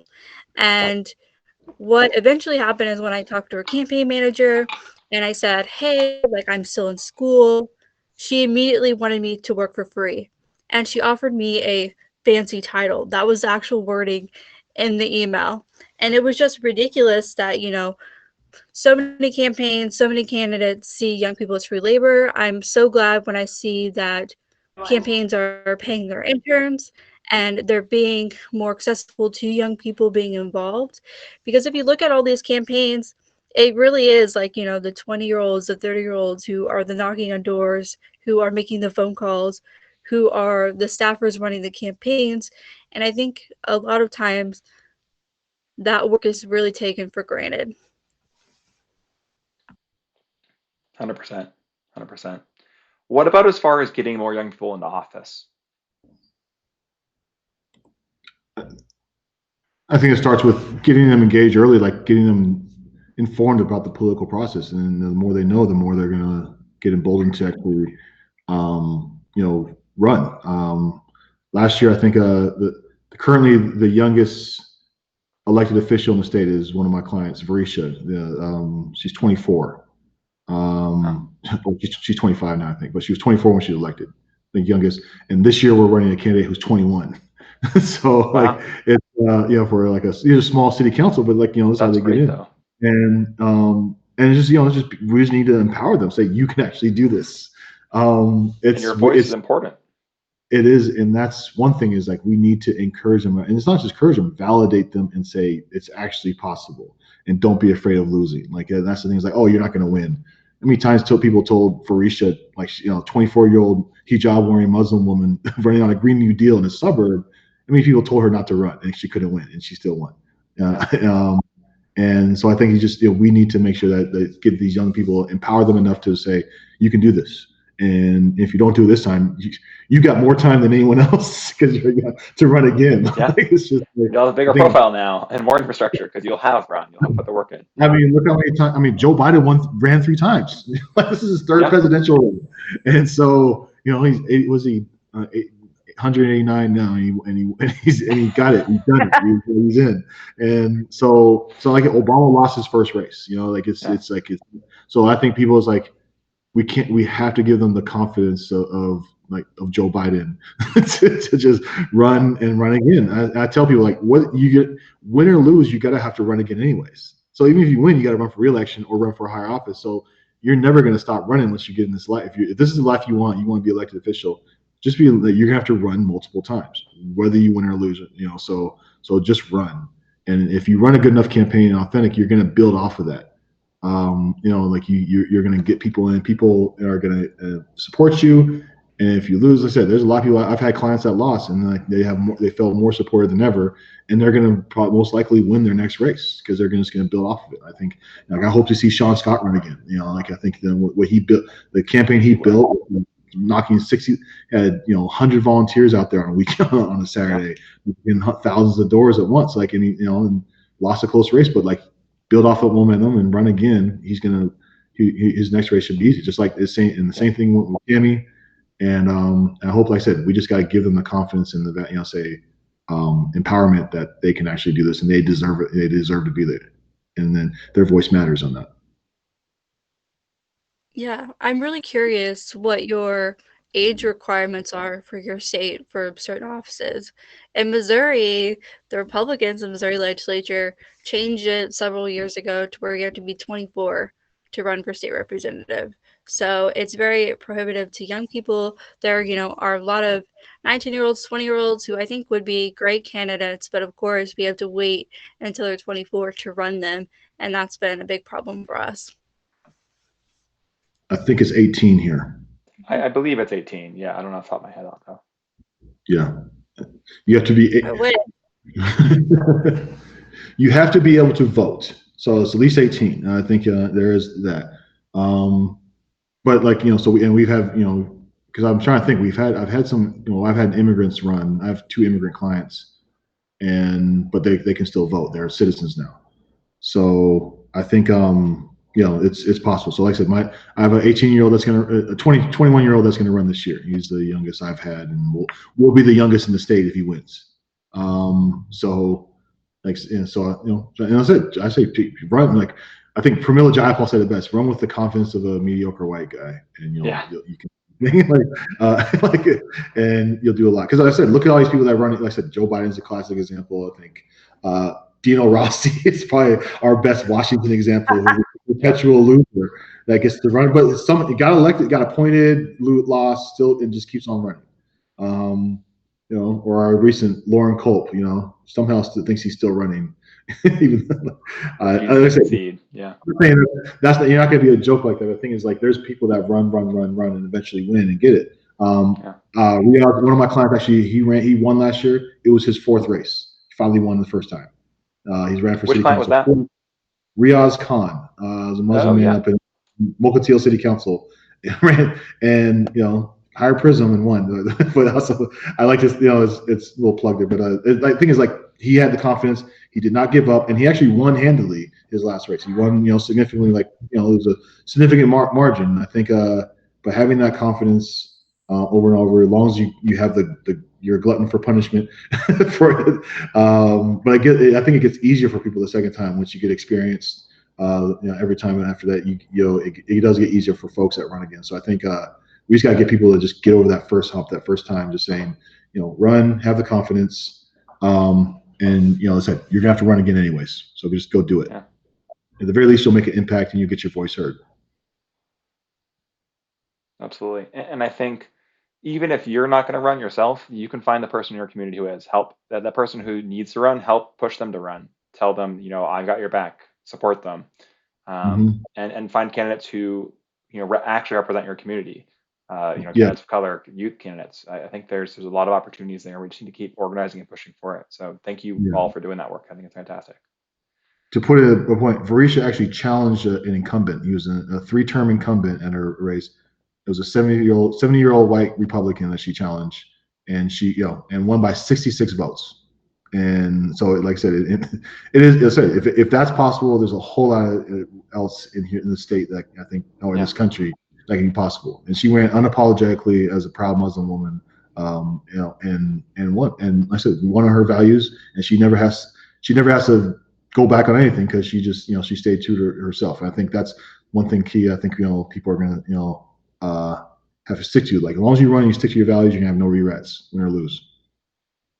Yeah, that's a great point, and something I talked about with my candidate in Oregon, just running unapologetically as herself. Like, that this is who you're getting, and she's not going to apologize for being progressive, for having especially around voting in Oregon, for wanting to like push for more voter access. She wasn't going to apologize to anyone for that. So yeah, her point too that kind of stuck with me was for candidates, especially young people and people of color who are excited about running, that you don't have to start with city council. Like you could like go for it. Like if you want to go for bigger office, that you should go for it. And push as hard as you can, because like if that's where you see yourself and that's what you want to do, then that message will connect with voters. Because her idea was, she thought she could have gotten stuck on like a city council position for a really long time, and that was like not where her heart was. She wanted to do statewide politics, and so this opportunity came up for her to run for statewide, and she was happy that she had that opportunity, but that you can run for bigger office, and you should believe in yourself and believe in your power and your voice. How old was she when she ran for the first time? Because I know she won a legislative seat a few years back, right? So she's 38. She would have been like 26. Yeah. Yeah. And 10 years down the road, here she is. She's elected Secretary of State of Oregon. Yeah. It's that kind of bench building too that matters, because if your eventual goal is, I want to run for Secretary of State, and you want to run for state legislature first, like you're going to build that experience and that resume, and you're going to meet the people who are going to help connect you to that role, and you're going to learn the skills. To Rial's point, like run and you will learn so much. Like working on a campaign is a massive learning experience where you will learn a million things about yourself and about politics and about the world. And running is even more so, where you are in that spotlight and you're going to grow from that experience.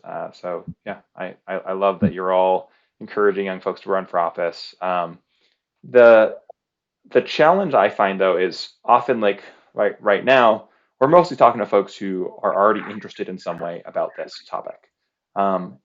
They either follow me or one of you, and they have some interest here already. How do we reach the folks who are maybe less engaged and aren't paying attention to a political stream right now, or aren't paying attention to the Georgia runoffs? I think I do some workshops, like I in some community programs. I do like a workshop of how to pass a bill. So I do so I do this whole where these kids, with youth, and they have to elect themselves, and then they do like oh, you want to pass this law, okay? And there's just usually state legislature, so you elect themselves, and then they go through the whole process of getting a bill, have a committee, and then they vote on it, and this and that. So and that same person is like that's that same person that the one person that lost the race is now like get appointed somewhere else. Now they do mock debates and they just disagree with each other and they role play. So we makes it fun. So we got to find a way to make it fun and enticing. And I think and I tell people like politics can be fun. I have some of the best times on these. You have some of the toughest times, but Totally. I make sure we have you don't have fun in these races and you're just like you gotta make sure there's an environment. So we create environments in these races. This thing is fun. One thing I think Obama's campaign did to a T, like nationally, it was fun to be on that campaign. That was my very first campaign job, was a field organizer in Ohio. And one thing they did tell me when we first started, it said volunteers are going to come, they're going to show up for Obama, but they're going to stay for you. And so if so that one is like, it's not just the recruitment, it's also retention, because then they bring their friends. If I get a youth that gets involved, like I get a lot of and they have a good time and they have good experience, then they're back the next week with two of their friends, and then so on and so on. So I think so we have to make sure know that politics is not just about it's just not just for boring old people. We have to find a way really get the way of get these campaigns in a way where they're welcoming to to anybody, not just welcoming but recruiting and empowering to new folks. And I tell people if you don't get involved, you may think that voting is not important, but the people that get elected are voting on you every day. They're voting on stop signs and police laws and how long you stay in jail for and how much your fines are. You think that doesn't matter to you or whatever, but everything you do, every stoplight you stop at was voted on. Every stop sign or every crosswalk and every bus lane you're on was voted on at some point. And so they're voting on it still to this day. And if you don't have a say in it, then they're just going to keep voting on you, and they're just going to walk all over you. So do you want that to let that happen, or are you going to actually step in and have your say and do something about it? And maybe you'll change it, maybe you won't, but they're gonna hear your say. And that's what we usually start off when I start with these workshops. It's like, and for example, this is how it does. Like these people, like even in that 2 hour, in the 2 hours, we did a process of how a bill was passed. And it's like they do that stuff every single day, and they do it on very important things. You guys, they decide what the most important issue is, and we do that walkthrough. It's like, all right, people just like those people just voted on a bill that's going to affect you every day, and they do that on a daily basis. So I think so those are things I try and say in getting youth involved, and then of course make sure those, like, they got to find a way to see themselves in it. And that's like there's space for everybody, and we have representation, and we have people here that that look like you and have the same values as you, and also have the same concerns that you are in this campaign. You're going to join up with them and make a difference. I think the importance of representation, to your point, of having folks who are 24, who are a job, who are in elected office, of having folks like the squad, or Obama get elected, is people can see themselves, hopefully, and hopefully we'll chip away gradually at that belief that a lot of folks I have, where they think, oh, I don't look like that, I don't act like that, I wasn't raised in a certain way, I'm not a white dude, I can't run for office, and hopefully we start chipping away at that. Katherine, what about you? Any thoughts on that? Can we rephrase the question again? Yeah, so where are we? I'm wondering what, I know it's really easy because Riall has these great Just listening, I'm like, yes. So it's really easy just No, I'm be like, Riall, yeah, this is really helpful. No, I'm wondering what ways do you think we can that we can get folks who are younger and maybe white dudes to get involved in politics, whether at a campaign level or running for office, or just becoming more aware of it, if it's not something that's already in their circle. Yeah, I think, well, I am excited that there were so many protests, and the protests are continuing, because I do see a generation of leaders who are siding with protests for racial equality over the summer. I think organizing protests leads very well into organizing in politics. So I think that is an exciting place where I think we can definitely find a new generation of leadership. Yeah, I've long talked about wanting to put together a program, and now that I'm saying it on here, maybe I'll actually do it, about how fundraising works, and giving more people the tools to understand that it can be confusing, but also like not completely mysterious, and doesn't have to be a secret held by a couple of people, and really diversifying where our resources are coming from when we do these campaigns. And I think just people understanding, I really think if we can tell a lot of high schoolers about how messed up Citizens United is, we can get a new generation that really understands like where our funding is coming from and how this works, and why it's so important that we don't want corporations to be dumping money into these races. We don't want a bunch of very wealthy individuals dumping money into campaigns, because I think that will, absolutely turn the tide of where things are heading. But yeah, that's what I have. Rachel, but what about you as someone who's currently in college? I'm sure this is something where you've seen these barriers firsthand. Yeah, so first and foremost, the thing that I want to say is, when it comes to how candidates spend their money, a lot of time they want to spend money on, TV ads, because, that's exciting, that's cool, but a lot of the money needs to go towards community organizing, on college campuses and in high schools, making sure people are registered to vote, especially when every year there are 17-and-a-half-year-olds that turn 18 by the general election, usually like 4 million a year. So making sure those students are registered to vote is going to be important.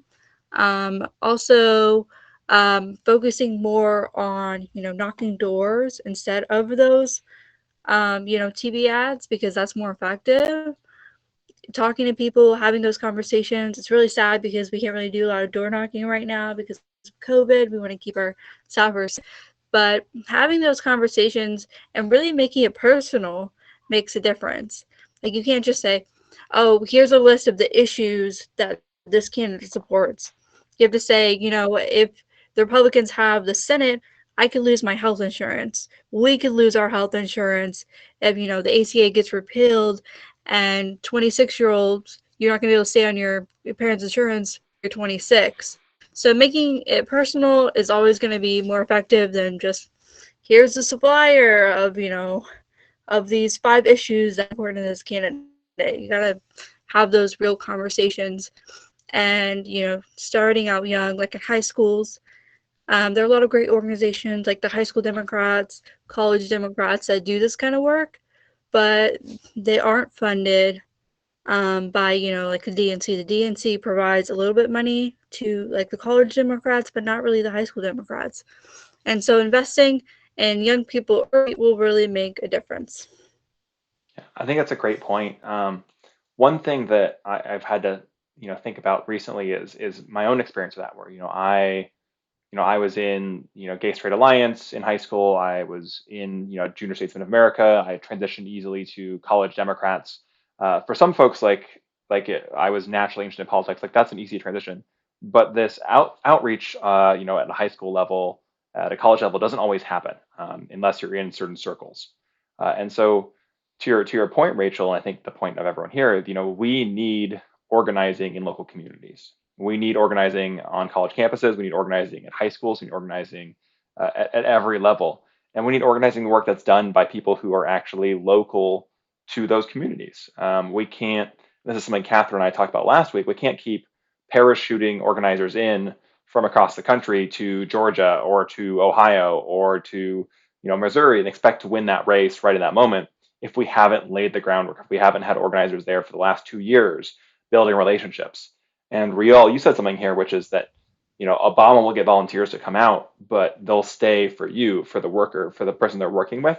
I think that's 100% spot on, and that's another reason why having someone who's local in your community and you really get to know and you trust is so important, because they not only get the issues, not only can they speak to you in a real way and are going to work on the issues that matter to you, but they're going to be people who you can build relationships with, who can actually do real institutional organizing. And something the Democratic Party has failed on for a long time at this point is having that long-term organizing work done. Is having operatives who stay in the system for a long time. Like Riall, you talked about, how you're not quite thriving, but you're surviving as because you've set yourself up as your own consultant. But that's a really hard gig. There's not a lot of support for that system. Katherine, I know I've talked to you about how Republicans kind of stash their staff. They're between really good at races. this, unfortunately. They're really good at finding Republican operatives jobs in investment groups and different things where they make a comfortable A law salary. firm, And yeah. then when it's time to roll out another campaign, it's like, all right, here you go. Like, here's your job. So they are very good at figuring out how to keep people paid in between. And it does sort of feel like on a lot of Democratic campaigns, it's like, oh, we won, thanks, bye. Like, Yeah. you'll Okay, we'll figure see it you in out. 2 years when we need you Good again. luck. Yeah, if we need you, but you can just exist on nothing until then, right? Yeah. And I think to that point, one thing the Democrats can do, and I'm hopeful we're going to see some more money put towards, we've seen some put towards it this year, is invest in organizations by people of color across the South and Southwest that are doing the long-term organizing work of places like Fair Fight, Georgia, that actually are making long-term shifts and building at those local communities and building their power. So hopefully we will see that. In the meantime, we do have a question from chat, which is, what is an electoral form that you would like to see implemented, and how would it impact your own work? And I've heard you all talk about a couple different ones. So I'm curious, Rachel, do you want to start? I know you've got one that's pretty dear to you. I don't know if I want to start. Okay. I'll have to think about it. Well, I'll say then that for me personally, I think I would love to see more cities adopt the kind of voucher system that Seattle has. I think that you start building political power at a local level. There's the phrase "all politics is local," and if you can start building that power at a local level in a way that is, actual relational organizing, something Riall talked about earlier is, in Seattle, if a candidate is enrolled in the voucher program where they can take publicly funded money that is given to each resident of the city, they can go knock on a door, they can get a vote, they can get funded for their race, and they can organize that person to volunteer. So it's creating a real relationship with the community and forcing candidates to actually get out there. So for me, I would love to see us work at a local level to institute campaign finance reforms that incentivize public funding models similar to Seattle's democracy vouchers in other cities across the country, and start building that power, because I think it will build progressive power even more so in urban centers. And I think there is opportunities to expand outwards and also build a bench from that. So that'd be my reform that I think is reasonable to implement and very possible at a local level across the country. I don't know if anyone else wants to jump in with this. I would like to see vote by mail become a standard across all states as an easy option to increase voter access. This goes across all lines. But yeah, I think increasing that and taking another step, I'm kind of into mobile voting, I have to say. I think we can get there. But yeah, just increasing voter access with these like really simple things. I also think same-day registration. Yeah, I'm very supportive of really liberal voter access reforms. Riall, what about you? You're muted, by the way, sorry. Yeah, I feel the same. Definitely, increased voter access is always a good thing. It's if you understand data, it's pretty easy to to prevent voter fraud. Or with unique identifiers. So mail by voting is actually the safest way to go. But in terms of finance reform, yeah, I think I like to pride. Like candidate, like you see Bernie Sanders when he ran, he always probably had $27 with his average donation. Like you want this, it shows like I raised this much money, but like from this many people. The average is, but I think the more participation, it encourages more voting. Like voting, I think voting turnout actually did increase last year overall from in 2019 than versus 2017, 2015. We had a higher percentage of vote and more votes overall. And hopefully we see that. We're probably going to see that next year as well. Yeah. And because it's like people just got more skin in the game. They invested. Totally. I think there has to be a balance. There has to be a way to stop the outside money. The thing is, because like I said, empowering more local candidates to get more money and run fully funded campaigns, just just show that the corporations just pulled out more money. They have almost unlimited amounts of money. Like I said, they'll invest millions. It's pennies to them because they're worried about losing or not losing, or I don't say losing, but having to spend hundreds of they want the control, they want to keep their tax dollars, which is always more than what they actually invest in campaigns. So I think for them it's just a bottom line. They don't care about who's how many people are homeless or what civil rights or police or they don't care about that stuff. They just care about their bottom line. So profits. Putting this money in elections it's an investment. It's a small investment for them in the grand scheme of things, and they'll just keep doing it. And I say, so hopefully if we can empower more people to actually run a campaign, like it shouldn't matter how much money they spend if we run a good enough campaigns and just call them out. Like I said, if you look up the Amazon money bomb, it actually backfired on them. We just called it out. Like you just dropped $1 million in October in the race. Like you're literally trying to buy the elections, and we just called it for what it is. And just to point out what Riall's talking about for those outside of Seattle, Amazon decided to put in $1 million as part of an IE on behalf of corporate candidates in the Seattle City Council races last year. And as you pointed out, it backfired heavily from a national perspective. An extra $1 million. I think they already put $1 million. Oh yes, you're right. It was an extra million. They already put $1 million before, and the chamber overall already had like over $2 million.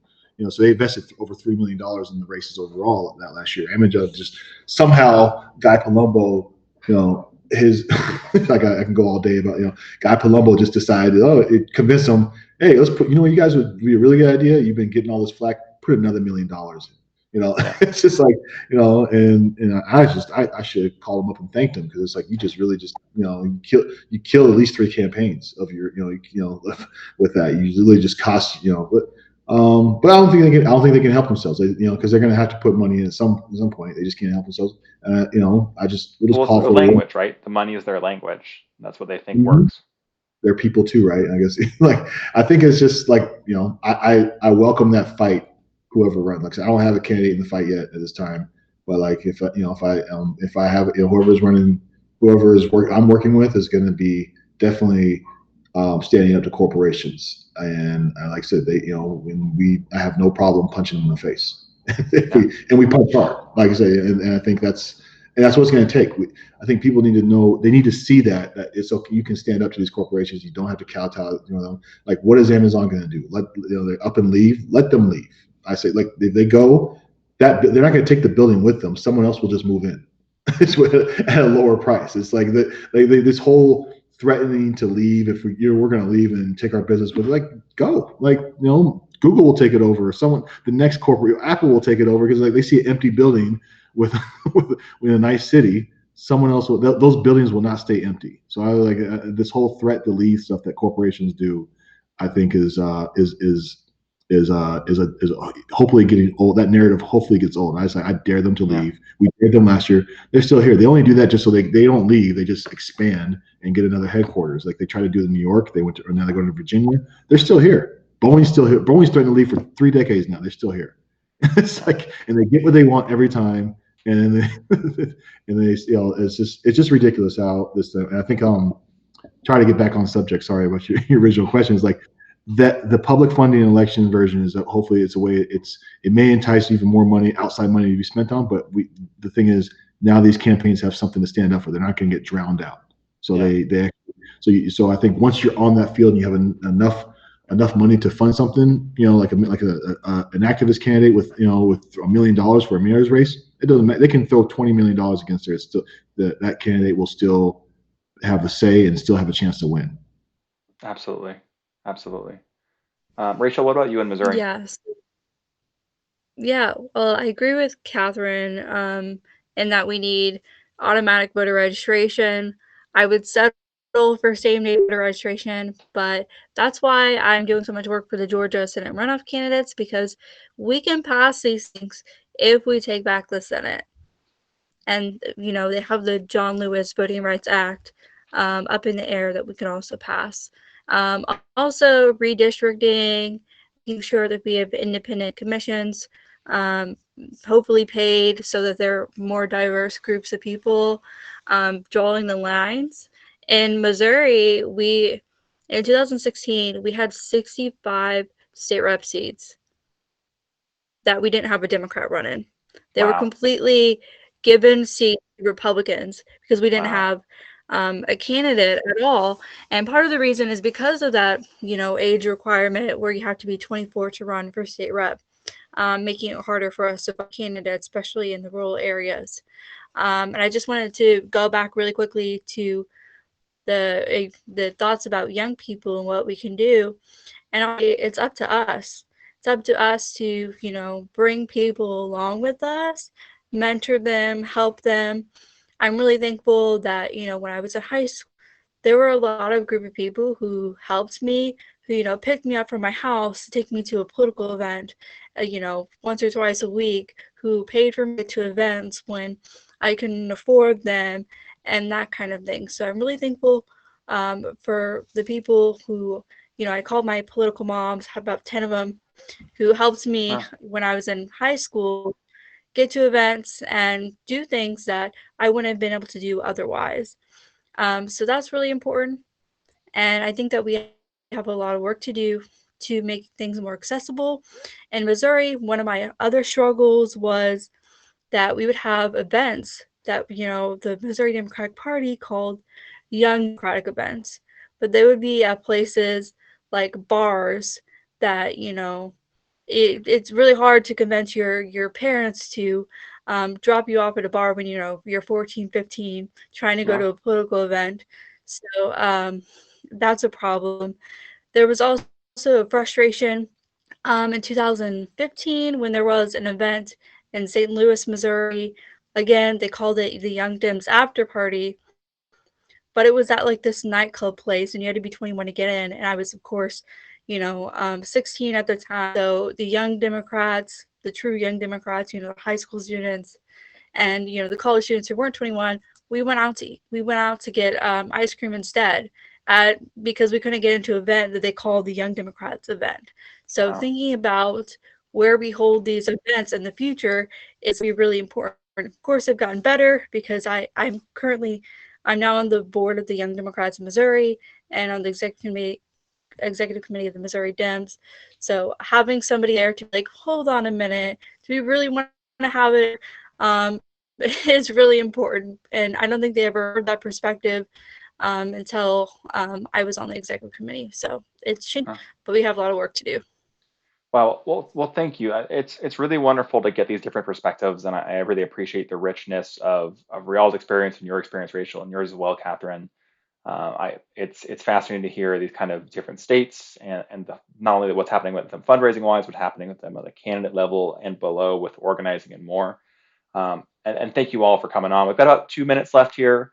So I really want to plug you really quickly and just say, first of all, if you're in Washington State and you're looking for a great political consultant, Riall is the best. He is top of the heap. If you're a progressive, like you should talk to him. If this man can get a 24-year-old Muslim woman wearing a hijab elected against a 70-year-old four-time incumbent white man, he can help you get elected, or he can help your friend get elected. Give him a call. PrismWashington.com. Am I right about that, Riall? Yes. Yeah, PrismWashington.com. And then Rachel, I don't know what the best plug for you is, Rachel, but I will say your Twitter is excellent. It's Rachel Gonzalez, and she is doing amazing work. I cannot wait to see when you run for office or whatever you decide to do in the future, because I'm really excited about it. And Catherine, thank you as always. I also love the Christmas tree, I gotta say. It looks great in the background. And Catherine's a fantastic finance director. If you're looking for someone who's going to raise you oodles of money, definitely give her a call as well. Any closing thoughts from any of you here? Last couple minutes here. The wine completes Catherine's look. Yeah, with the wine and the Christmas tree. She's rocking it over there. I agree. No, it's great. Catherine was great talking to you as well. One thing I can say, finding good fundraisers is hard to find, hard to do. So Yeah. I feel like there's only a few I usually can talk to. So I think one who I think referred me to you, I think, first, Connor. So and it's a tough job. Right? Yeah. Fundraising is the toughest job in politics. So mad respect to that. So both Rachel and Catherine do amazing work on that. Yeah, absolutely. And Rachel, if you have a GoFundMe for your committee fees, your Democratic fees, you should post that. I'll please chip in. Yeah. So I'll definitely post because on Twitter. Yes. So thank you, and thanks for the plug. And awesome. And the good conversation. Yeah, and Riall, from a Thurston County, a grateful Thurston County resident, thank you for working with Carolina Mejia for Thurston Commission, because wow, it's been a mess down here, so it's really exciting to have Thurston County commissioners that are actually going to do good things for our community now. Yeah, they have a majority now, so yeah, and I mean, thank her, I guess, too. She was amazing. I mean, yeah, she's incredible.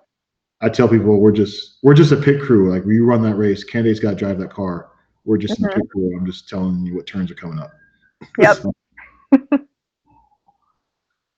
Rachel, anything from your end? Yeah, so quick plug.